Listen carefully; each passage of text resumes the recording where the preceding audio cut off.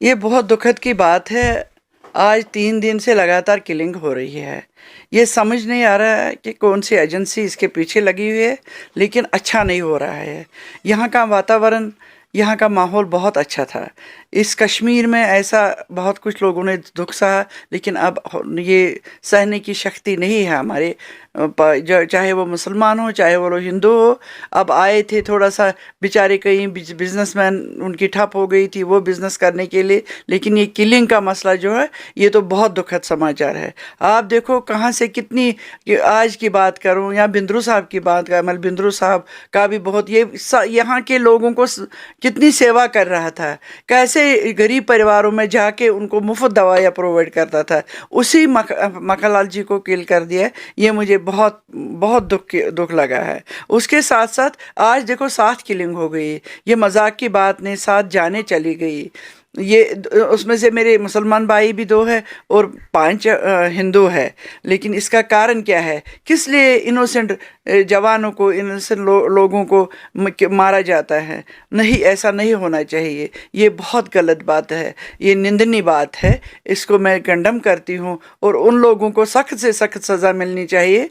ये इस बात को मैं यहाँ के एसएसपी साहब को, यहाँ के आईजी साहब को, डीजी साहब को ये अपील करती हूँ कि इमिजिएटली, ना तो हम सब पलायन करने वापस जाएंगे, ये बहुत बड़ा एक आंदोलन हम शुरू करेंगे। ऐसा नहीं होना है, क्योंकि यहाँ पर कोई बहुत सारी प्राइवेट लैंड का भी लोगों ने कब्जा कर लिया है और यहाँ के मंदिरों का, शमशान भूमि तक नहीं छोड़ी है लोगों ने। अब जब ये भी एक आंदोलन सा आ गया तो सरकार ने कोशिश की, ऑर्डर्स, एक वेबसाइट बनाई कि इस पे पोर्टल पे ये करना है, ज़मीन का वो सब कुछ पेपर्स भरने हैं। तो जो लोगों ने शुरू कर दिया तो ज़मीन वापस आने लगी बहुत सारे। आप देखो, आपने वो वीडियो भी देखे होंगे, बड़े आराम से हमारे जितने भी ऑफिसर्स हैं उन्होंने कितने, मैं उनका भी धन्यवादी हूँ मैं, उन्होंने भी कैसे काम किया। तो फिर उसके बाद क्या हुआ, शुरू कर दी उन्होंने किलिंग करनी। ये अच्छा नहीं है, ये हमारे समाज के लिए, चाहे वो हिंदू हो चाहे वो मुसलमान हो, उसके लिए बहुत ये दुखद की बात है। मेरा मुसलमान भाई इतना अच्छा है, वो भी आपने देखा होगा जहाँ जहाँ प्रोटेस्ट हो रहा है वहाँ हिंदू भाई और मुसलमान भाई इकट्ठे प्रोटेस्ट पे निकल गए हैं। इसके साथ साथ मैं मंदिरों की बात करूँ, आज 2-4 दिन बाद पहले आपने देखा होगा यहाँ मटन में वो कितना दुखद समाचार आ गए। वो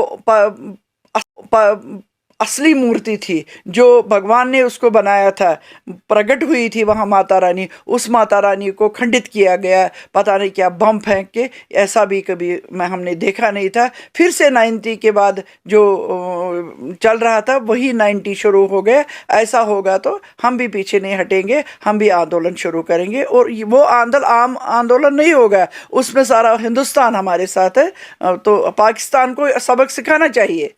ये हालत कर रहा है, जो पीछे से बैक उनका है, और कुछ एजेंसी जो है उनको भी मैं आह्वान करती हूँ कि आप सामने आइए और इसका जवाब दे दीजिए। ऐसा क्यों करवाते हो? इलेक्शन आया नहीं, आप क्यों पहले ही क्यों हार रहे? आप हारे हुए हो। आपने क्या किया है हमारे मुसलमान भाइयों के लिए? कश्मीर बर्बाद हो गया, इन लोगों ने कश्मीर को ख़त्म कर लिया। मैं चाहती हूँ उन लोगों को भी जिन जिन लोगों पर शक है उनको भी सामने लाकर उनकी भी अच्छी तरह से धुलाई होनी चाहिए। 1 साल से यहाँ, 8-10 साल से बैठी हूँ यहाँ पर, मुझे कोई यहाँ पर हिंदू मुस्लिम में कोई ये नहीं लगा। मेरे मुसलमान भाई मुझे साथ साथ मुझे मेरी देख रेख करते हैं, मेरे साथ साथ चलते हैं। मेरा कोई जो भी कोई कभी परेशानी ऐसी होती, मैं बीमार हो जाऊँ, मैं अपनी बात खास करके मुट्ठी, आप देखिए यहाँ पर वेसू कॉलोनी में, वहाँ पर कैसे कश्मीरी पंडित अपने मुसलमान भाइयों के साथ, बहनों के साथ चल के स्कूलों में अच्छी तरह काम कर, दफ्तरों में अच्छी तरह काम, कोई ऐसा वातावरण